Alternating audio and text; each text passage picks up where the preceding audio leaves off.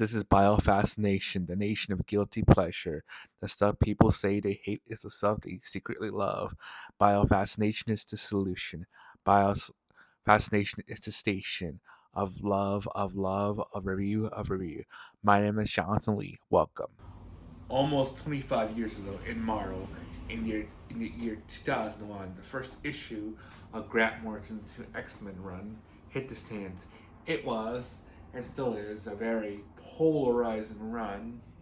To some, they say it ruined the X-Men. To others, it was a breath of fresh air after a doldrum and the late 90s.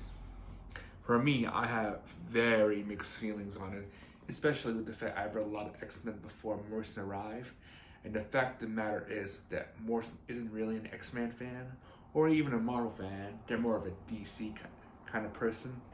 On the other hand, it cannot be denied that Morrison brought a much needed shot in the right arm, because he explored the idea of mutant culture, trying to evolve the mutant metaphor by exploring the cultural identity, what it means to be a mutant through mutant bands, mutant neighborhoods, mutant celebrities, making mutants more of a defined minority in the Marvel universe.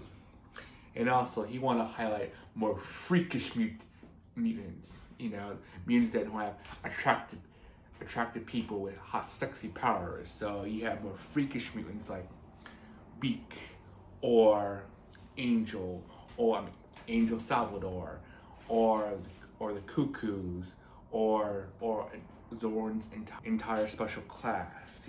Like he really wanted to update the mutant metaphor to the dawns of the new millennium. And adding to that is Frank Quietly.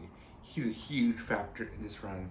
His visual sense is a huge influence on this run, especially with their redesigned uniforms. The redesigned uniform is a fusion of the all-black Fox films with a taste of glam. However, I do have some criticisms over this run, and the big elephant in the room is Magneto. On paper, I understand why Morrison wrote Magneto the way they did, because the idea of Magneto becoming no better than the monsters that plague his life is an interesting angle, and the idea that Magneto and Xavier are relics of the past, that's also a really interesting idea. Problem is the execution.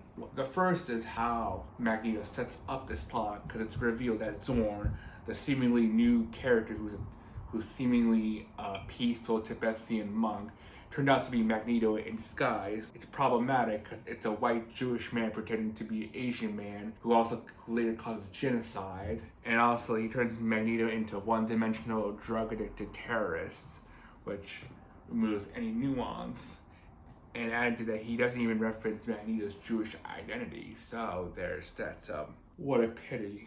Another issue is the inconsistent art quality, because while Frank Quitely is a huge factor in this run, he doesn't draw everything, because he only draws a few issues, because most of the run is sort of very inconsistent art quality. You get amazing, like Phil Jimenez or Mark Silvestri to something horribly ugly like Igor Kortsky, so that's another shame. And also, in hindsight, it's a shame that Marvel tried to undo everything Morrison did in this run with Decimation, so there's that. So